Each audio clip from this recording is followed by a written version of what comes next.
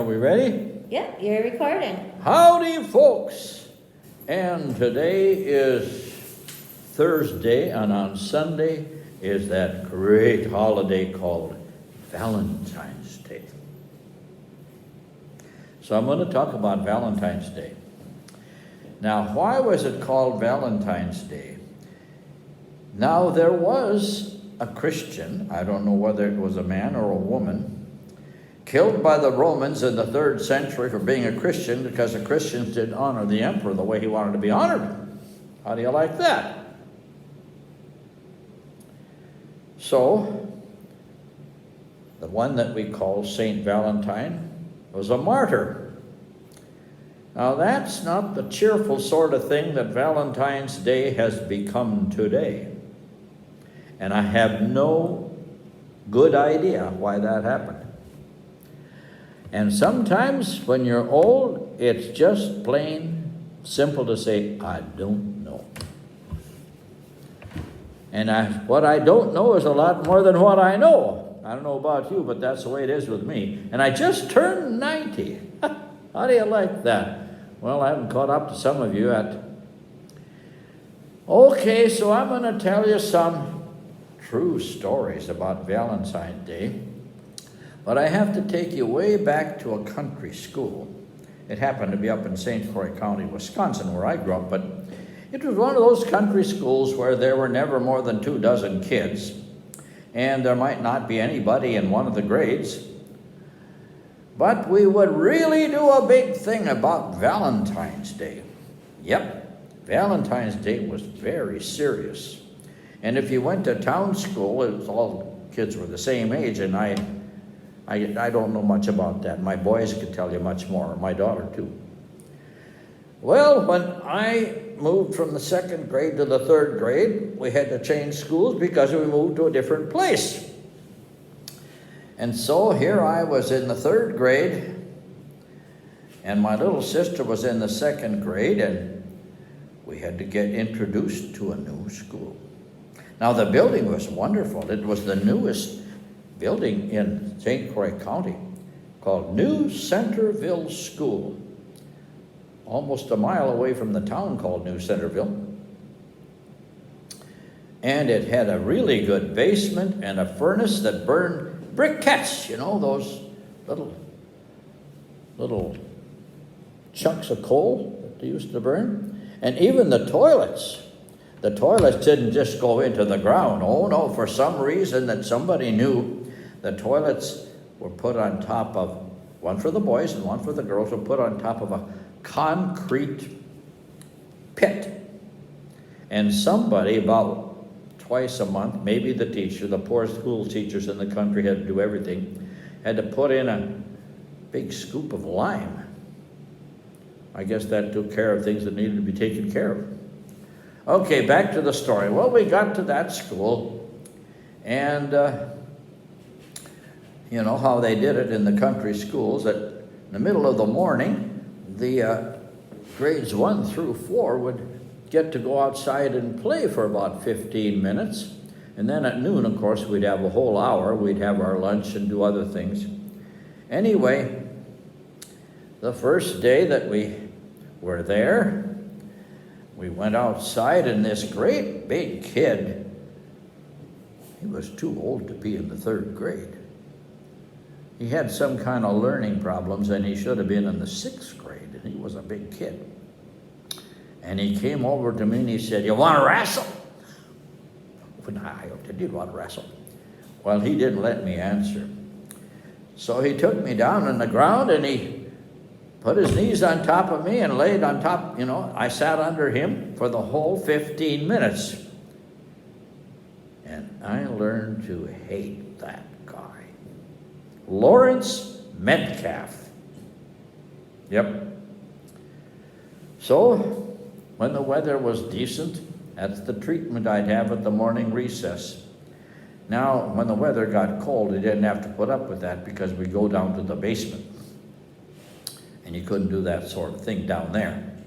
In fact, sometimes they'd skip and have a longer noon break for everybody. Anyway, I learned to not appreciate Lawrence Metcalf at all. Okay, came Valentine's Day. Now, the way we did it in the country with all those grades, we each had to have a Valentine for everybody. And we'd put it in a box. Everybody was to get a Valentine. And my mother had found a little kit where we could kind of make our own Valentines, and then to make it really attractive, she had a little lollipop that you would stick through 2 holes. And she was getting these things, helping us get them ready, and I said, I don't want to give one to Lawrence Metcalf. Well, she said, you gotta be nice. Now, when boys made Valentines for boys, they liked to do things, say things that were funny. You know, roses are red, violets are blue, tongues spell bad, and so do you. Stuff like that. Whereas the girls, they'd say something sweet, especially if the older girls wanted to give a nice Valentine to a little girl, like my sister Janine. Anyway, came Valentine's Day, and we had these super Valentines that had a lollipop in each one, and my mother said I had to give one to Lawrence Metcalf too. Well, the day came, I think it was on a Friday. Maybe it wasn't the actual Valentine's Day like today. This year it's on a Sunday. So we did this big thing in the afternoon where we handed out the Valentines and called the names.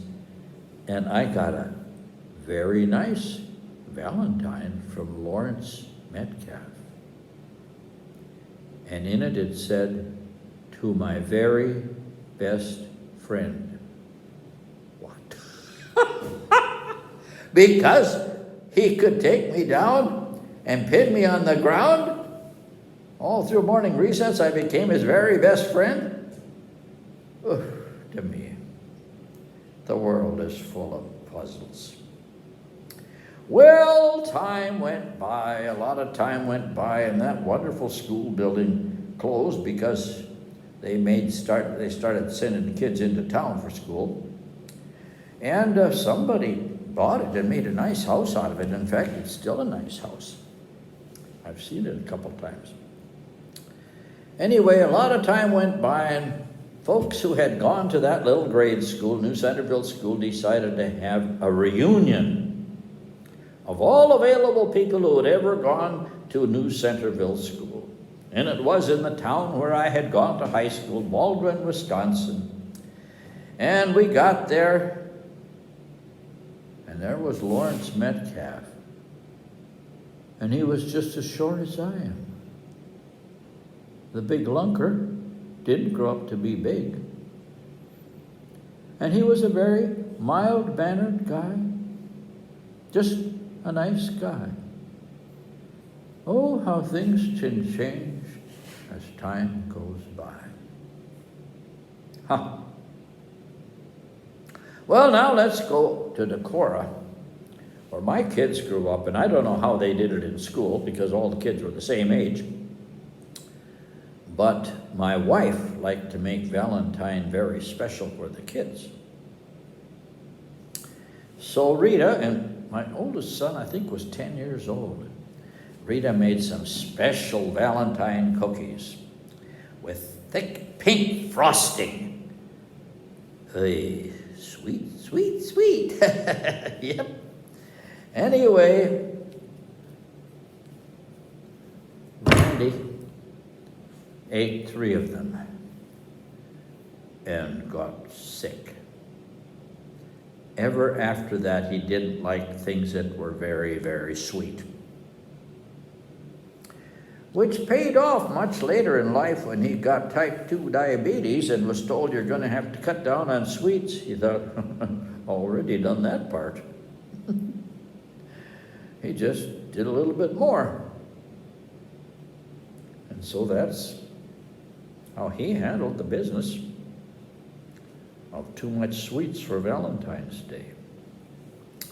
Now remember, oh yes, you remember, when those little kids would come, and it was near Valentine's Day, they'd come from St. Benedict's School, or they'd come from the homeschool group, or they'd come from the nursery group, and they would bring Valentines to you. And how much fun. All of a sudden you realize Valentine's Day is for kids. But wasn't it nice to have the kids come here for that day? I bet you all miss that a lot. Well, maybe it'll happen again when this crazy disease has run its course. I'll talk about that next week when we talk about Ash Wednesday. Yep. And so what do? Well, I'm going to tell you a wonderful little story about a lady in memory care, Florence Lynch. I think she's passed away by now. Well, she was in memory care for the reason that people go over to memory care. And her husband had passed away and my wife had passed away. So we just did a little flirting together. No harm done. And she had blue eyes like I do. And I'd sing this song to Florence Lynch. Let me call you sweetheart. I'm in love with you. Let me hear you whisper that you love me too. Keep the love light burning in your eyes so blue. Let me call you sweetheart. I'm in love with you. And another nice thing is to think about that partner that you once loved so well, who passed away before you do. My wife has been gone now for almost 11 years. And she spent her last days and hours in that very place that's now memory care. Yep. And I like thinking about it. And I have pictures all over the house, favorite pictures of her. One that I look at every day I'm especially fond of. Now, my wife went to a lot of country schools up in northern Minnesota, and because her mother lost 3 husbands along the way, she didn't know who was her real father. And so she never knew who she was. And she was told that her father was a Mr. Sums, but we went up there once and found out that Mr. Sums had died more than a year before she was born. And then her mother married a guy who turned out to be a crook, and his name was Mr. Bayrish. And the school made her change her name, but he never adopted the kids. And he also died. So she was born without a name. She didn't know who she was. And then finally, when she was in her middle 40s, her older sister said, well, your father was the Irishman at the end of the road, and he died before you were born too.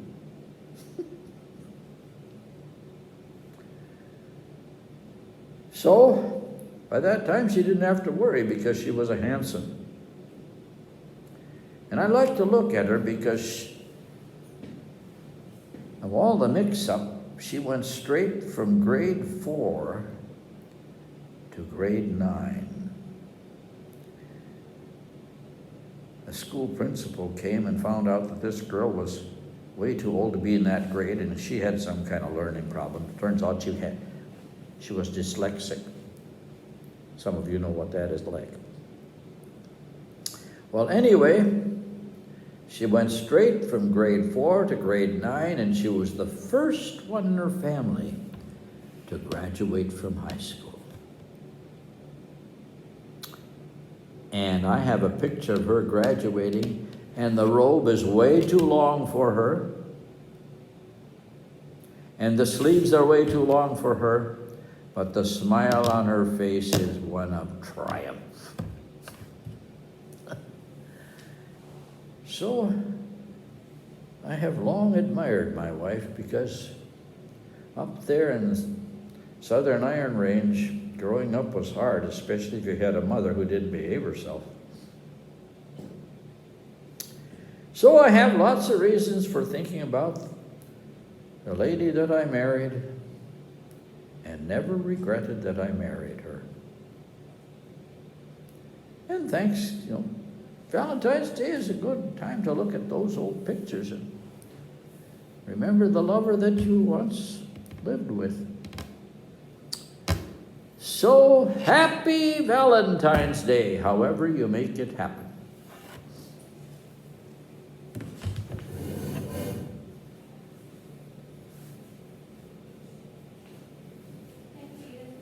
You are welcome.